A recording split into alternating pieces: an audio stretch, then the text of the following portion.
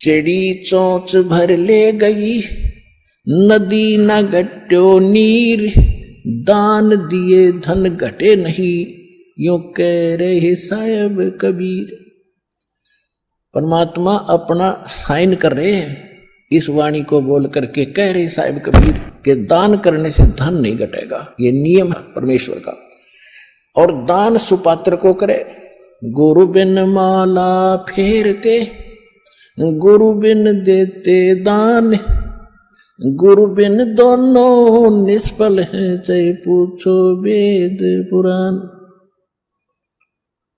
देते को हर देत है, जहां तहां से आण, अण देवा मांगत फिरो, फिर साहिब सुने ना कान। अब परमात्मा ने एक भूमिका करके दिखाई हमारे को कि साईं इतना दीजियो जिसमें कुटुंब समावे, एक धानक, एक जुलाहा, सुबह से लेकर शाम तक एक बारीक बारीक तार इकट्ठे करके धागे और कपड़ा बुनता है। एक दिन में मुश्किल से भी 5 फुट 10 फुट बना पाता है, 5 फुट 4 फुट, और बहुत लंबा सैकड़ों फुट का तार वो थान बनाना पड़ता है। ताना बनाते थे, वो हफ्ते में पूरा होता। उसकी जो मेन ताना मालिक को मिलता, उसमें से अपने परिवार के लिए जो आवश्यक सामग्री थी, खाद्य पदार्थ लाते और शेष बच जाते, उसको सत्संग और भंडारा में लगाया करते थे। इस प्रकार परमात्मा हमें उदाहरण देते हैं कि इस लोक में आप भगवान की भक्ति अवश्य करो, पूर्ण संत से प्राप्त करके, फिर परमात्मा एक्शन में आवेगा। और वैसे आप ये फार्मूले अपनाओगे तो सफल नहीं हो पाओगे, क्योंकि फिर आपके साथ काल रहेगा, ये मन है, और केवल वर्क डन मिलेगा आपको। यहां वर्क से भी अलग मिलेगा आपको, किस्मत से भी नारा देगा परमात्मा, क्योंकि हम परमात्मा से कुछ और मांग ही नहीं रहे, इतना ही मांगते कि हमारी भक्ति बनी रहे और हमें कोई आवश्यक वस्तु का अभाव ना हो, बस इतना सा। अब जैसे ये सोचते हैं अपने बच्चों के लिए ये बना दूं वो बना दूं। एक लाला जी था सेठ धनी, उसने अपने मुनीमों से एक दिन अपनी टोटल संपत्ति का, सारी संपत्ति का टोटल करवाया कि कितनी संपत्ति होगी। उन्होंने बताया जी इतनी होगी, मेरी कितनी पीढ़ी इससे निर्वाह कर सकती है। उन्होंने बताया कि जी आपकी 5 पीढ़ी तो बैठा खा सकती है, इतनी संपत्ति आपके पास, धन है। अरे भले आदमियों, फिर छठी क्या खाएगी? वो छठी क्या खाएगी? और कुछ विधि बताओ। तो उन्होंने कहा जी साधु संत बताते हैं, उनके सत्संग सुनने चाहिए। तो सत्संग में बताया गया कि भाई दान करे, जो धन चाहे तो दान करे, और दान से धन घना मिलता है। और दान में जैसे साधु संत भक्तों को जो दान कराया जा, वो ज्यादा लाभ देता है। जैसे यहाँ तो सारे साधु संत आते हैं, भगत, असली भगत तो यहाँ आते। फिर भी जो भी जैसा मालिक के नाम पर कहीं के जंगलों में झोपड़ियों में बैठे थे साधु भक्त, तो पिछले संस्कारी होते, पिछले पुण्य उनको प्रेरित करते हैं, तो वो कहीं ना कहीं बैठ कर राम राम करते ही रहते हैं।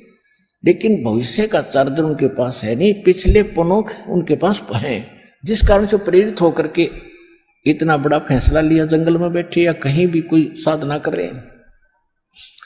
तो उनके पिछले पुण्य ही वहां फल रहे होते हैं। एक आधे को आशीर्वाद दे दे, उन्हें लाभ हो जाए, उसको रोटी मिल जाए, ऐसा चल रहा था इनका काम। तो एक साधु था और पति पत्नी थे, दोनों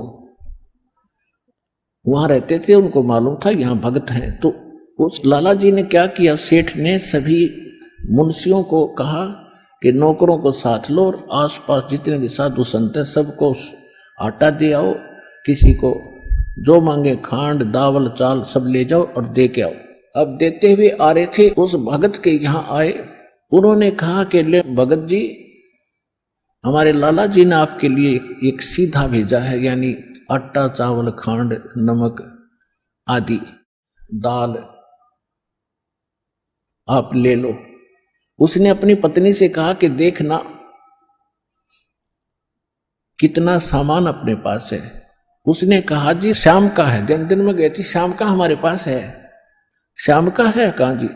उन्होंने कह दिया भी हम नहीं लेते, हमारे पास शाम का सामान है। तो वो कहने लगे भगत फिर कल भी खा लियो। बोला कल की कल देखी जाएगी, अब नहीं ले हम।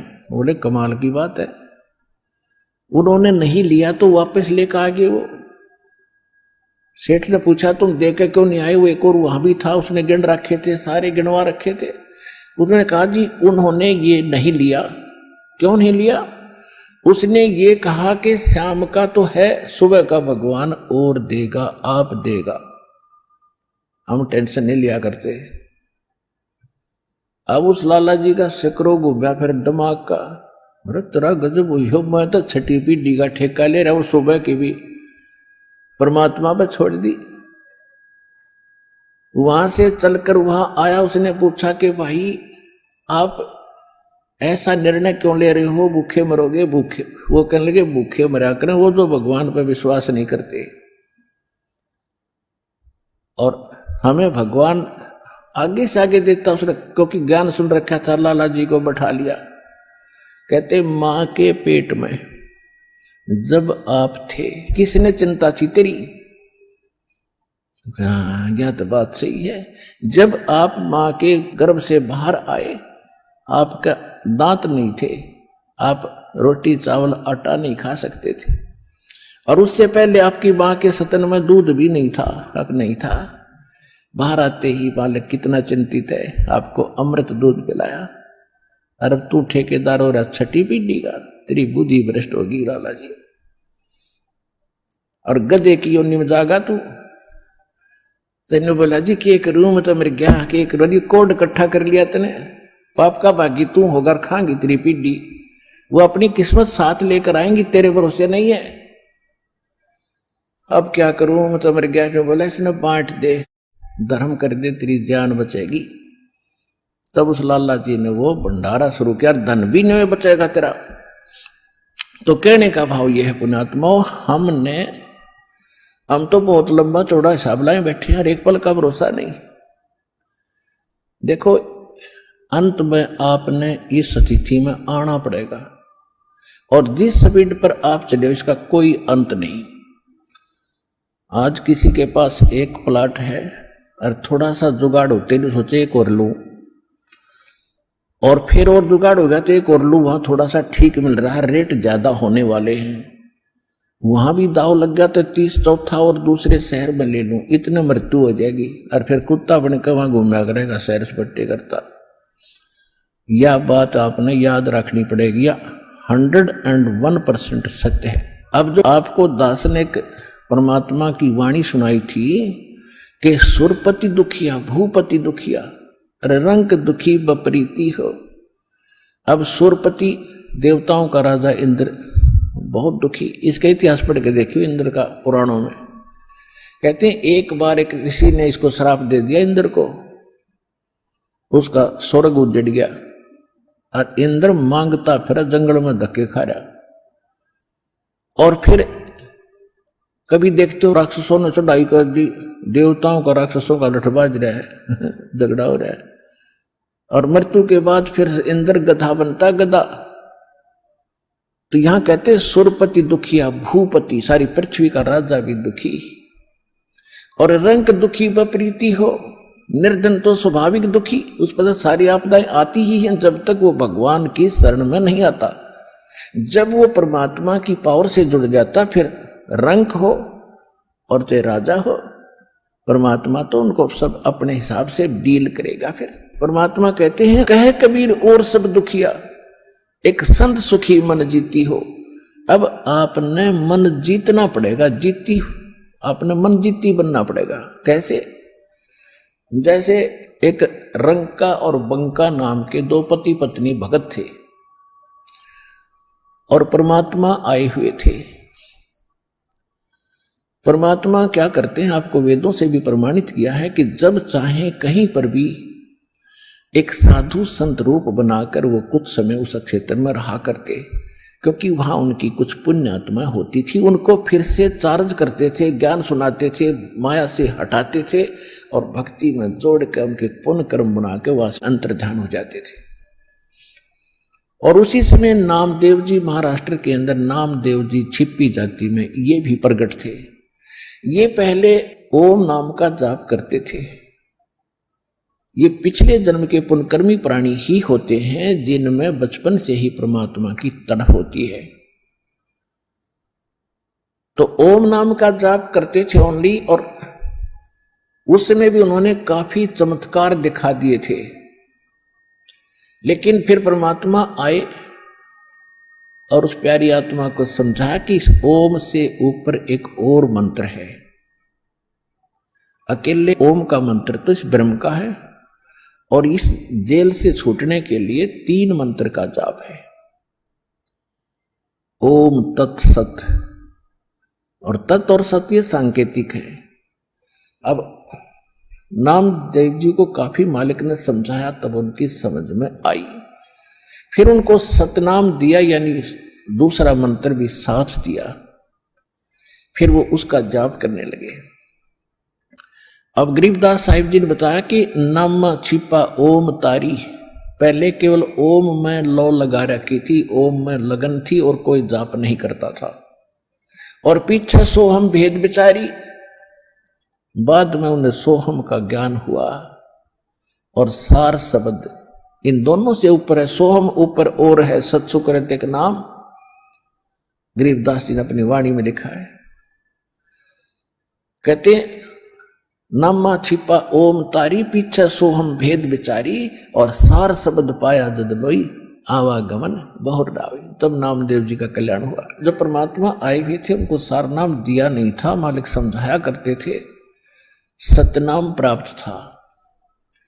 लेकिन पिछले संस्कार और इतने प्रबल थे।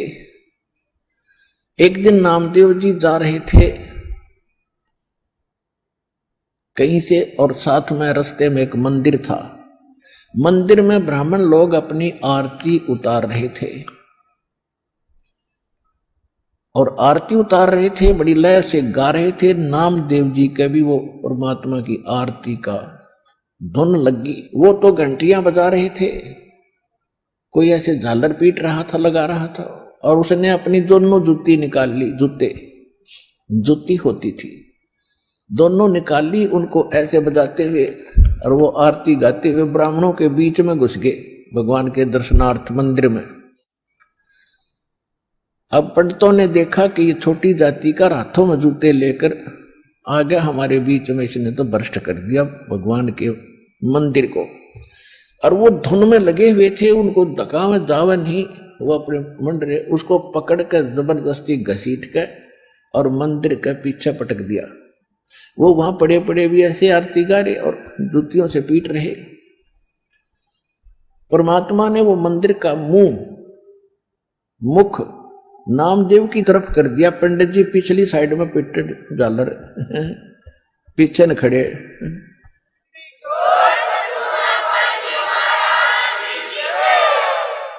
अब नामदेव जी चले गए रंका और बंका, और एक उनकी लड़की थी वंका।